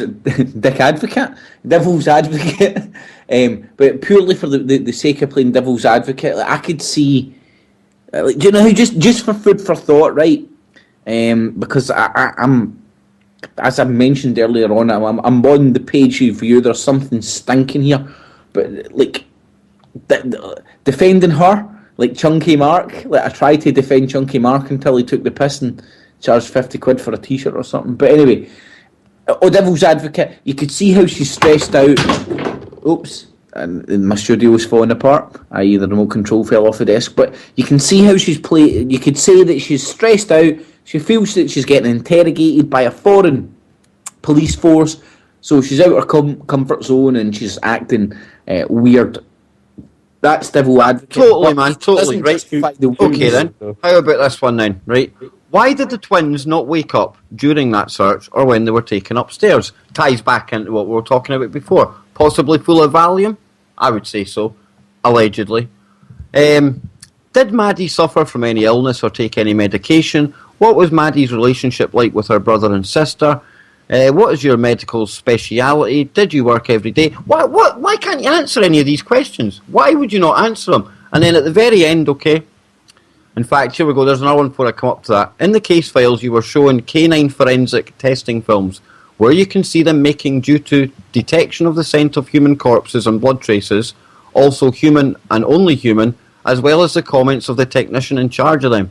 After watching, and after the marking of the scent of a corpse in your bedroom, beside the wardrobe and behind the sofa, pushed up against the sofa wall, did you say you couldn't explain any more than you already had? And then the next one, when the sniffer dog also marked human blood behind the sofa, did you say you couldn't explain any more than you already had? And then the one question that she did answer at the very end was, are you aware that not in answering any of these questions, you are jeopardising the investigation which seeks to discover what happened to your daughter? And her answer to that was, yes, if that's what the investigation thinks. How cold is that? Kev, see, try and step back and make a sweeping judgment, as I love to do. You could sort of say that there's strong smells of there being a big lie told at the beginning and them having to stick to their guns. It's like I don't know if it's a Glaswegian saying or whether it's a saying at all, but ye protest too much. I mean, it's like, right, okay, if your version of events is even true, why is this kid any more special than how many millions, thousands? How many children a year go missing from London? Many children are living on the streets. Nobody knows how they are, who they are, what's happened to them. Yet this one child, we've got 36 Scotland Yard detectives working on this case, along with, I believe it's 8 liaison from the Portuguese force, okay? We've been told now, forget everything you know. None of that was right. And tomorrow night, we're to tune in to Crime Watch to watch the new version of events. See, that's what I'm saying, mate. How much is that costing? How much is that costing us? JP just said in the chat. How much? What a waste of money. How much is that costing us, man? Well, I don't want to dig a hole for myself, but let's make a sweet. Well, it depends whether this is dodgy territory, Kip, and I like our show. We don't try and be controversial, but we always said from the start there'll be nothing we won't talk about. I think we've always stuck to that.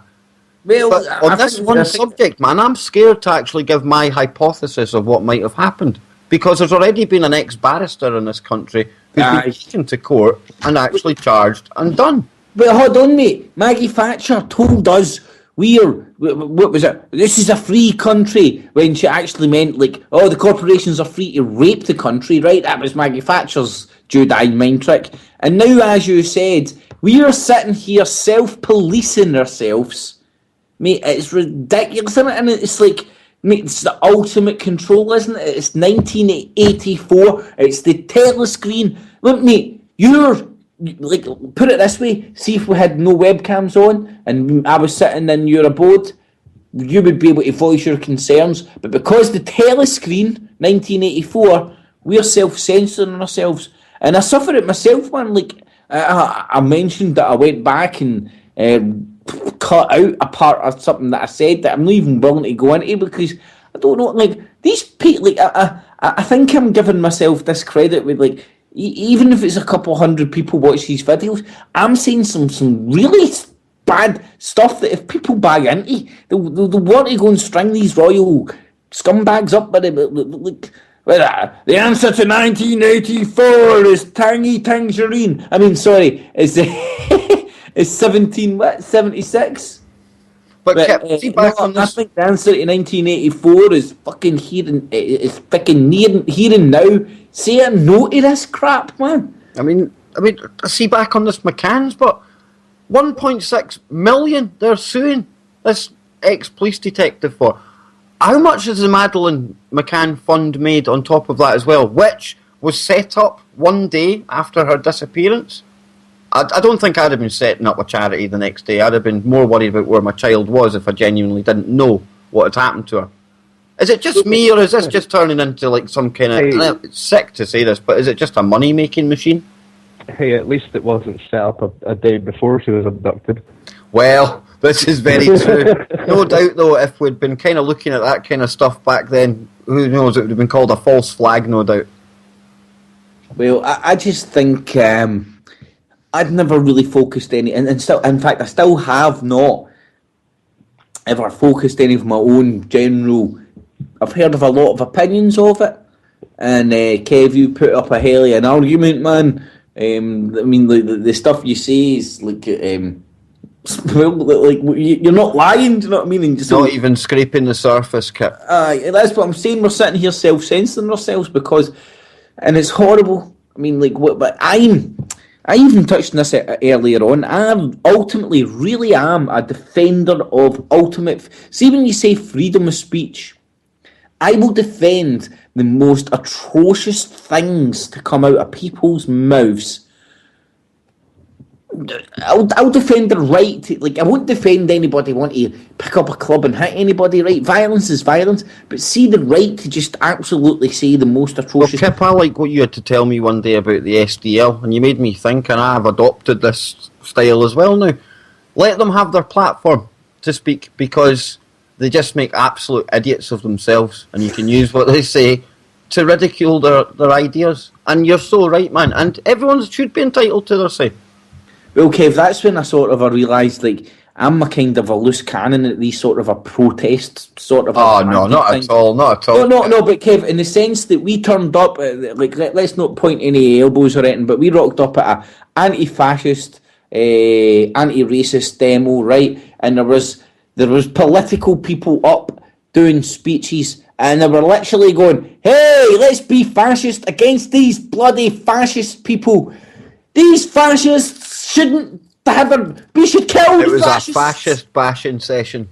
And like, I'm standing there and I'm going like, well, hold on a second, you're disagreeing with them because they're fascists, and then what you want to do is shut down their ability to have a voice. Are you retarded? And like, that's when I'm standing there and everybody's like, oh, and then mate, let's not even touch on the corruption of, let's say, I don't know, political figures. Of people who may be in Pakistan, political places, who have links to the south side of Glasgow, who have very questionable agendas and ties, all sorts of bull Can't imagine who you're talking about, man. I don't know who I'm talking about either, man. It's the man in the sky. But he's standing up there with somebody else battering on their crap. Let's hang the fascists. Let our point of view be the only point of view, and that's what I'm saying. I'm extreme. I want everybody's point of view. See, the next one of the protests, they should just call it Fash Bash. Kev, do you know what I think my problem is? I think I ultimately have confidence in the individual of the human race, in the sense that see if every human being is presented with an argument for every bodger in the world, right? Like, I don't know, right wing, left wing, fascism, Nazis. Like, I think ultimately the vast majority of people will come to the normal conclusion of, what the fuck are you getting so angry about, man? Just get along, mofo, man. I mean, like, seriously, let's not get so retarded about one planet, one race, man. Sooner we adopt that idea and get on with it, the better, I think. Bit optimistic, I know. We're only 4 minutes out from the end of the show, Kip. This one's flowing by. I don't know about you, but episode number 5 here on truthfrequencyradio.com, it really has, it's gone in an instant. But obviously, go and check out truthfrequencyradio.com, bookmark it, tune in to Chris Everard straight after us, and then straight after that, it's Chris and Cherie, obviously the owners and the brains behind this absolutely brilliant station. Some of the headlines on there today was about North Korea threatening to take out, I believe it's US aircraft carriers, Kip. They're taking part in an exercise over there. Well, like, again, oh Jesus, mate, I can fill another 2 hours with this stuff. Remember ages ago there was the manipulation when they came out and said, if there is a war on the Korean Peninsula, it's going to be nuclear. And that was used as, oh, this guy's threatening nuclear annihilation, right? So it was a complete, the quote was right, but it was took out of context and spun. And again, I'm wondering if this is the same, because I think the quote, the quotation marks was, because the USA, Japan, and South Korea are doing a joint naval drill. So, mate, we've even touched War this before. game. It's not war game. There's no games in war, man. I mean, like, are they retarded? It's so easy to set you off. You. I mean, they're preparing for, like, nuclear strikes on North Korea, and then, like, North Korea are the bad people for saying, hey, hold on, if you hit us, we're going to hit you back. Well, man, just touching on, sorry, man, but just since we're coming up to the end of the show, got a couple of minutes, right? Just touching on a few other of the headlines on Truth Frequency Radio Network, okay, on the homepage. A video, and this is, I was quite fascinated by this earlier on, actually. It's a video of ISON, and it's been filmed by Chinese space radars, and they've time-lapsed it. And there is objects circling that thing, okay? It does have companions. Now, again, I know ISON is a really hot topic on the net. I see so much info on it, I'm starting to think there might be a lot of disinfo out there. Maybe a bit of a distraction, but I know there's a lot of people that tune in that look into this sort of thing. I think next week, Kip, we should maybe try and look at it for a wee bit, do a segment on it or something, because it is topical and the listeners are into it. But yeah, go and check that out. Also, there's a story here quite disturbing. There's 4 people on trial in France for a religious-inspired kidnap, torture, and exorcism. Bizarre. Go check it out. That's under the paranormal segment. Kev, what was that? Was that like Sunday service? Aye, on a good day. Just another day. Just another church. JP, man, thank you so much for joining us. You're a closely affiliated member of the Gun. It's official. You've been on now 3 times. That's it. We've got Big Marty as well. He's another one. He's the Manchester Underground News Network. He joins us from time to time. That's what Gun's all about, Kip, innit? It's just guys sitting having a conversation, talking about the things that everyone should be talking about. We hope you like the style. What do you think, Kip? Well, I know that we're not compromised yet, but we're open to offers. We're waiting for that $1 million offer from the OPT. I think £1 million, I could tell you Piers Morgan's a nice guy. Here, for 10 million quid, I'll tell you anything you want to hear. So please, OPTT, White Dragons, Blue Dragons, Smoking Dragons, Chasing the Dragons. Sales hook me up, bro. That's it, man. I hope we must be doing something wrong. I thought we were big YouTubers, but we've not been approached yet. Darn. Jesus, man, I just get all the porn spam. Well, Kip, that has brought us up to 30 seconds out from the end. I want to thank everyone for tuning in. Please join us again, same time, same place next week. Tune in to Chris Everard. Share this network far and wide, folks. I think you'll agree that there's a good, wide look at all the subjects on the table. And get more freedom of speech than this show, I would say. Big love to all of you. And guys, 3, 2, 1, done.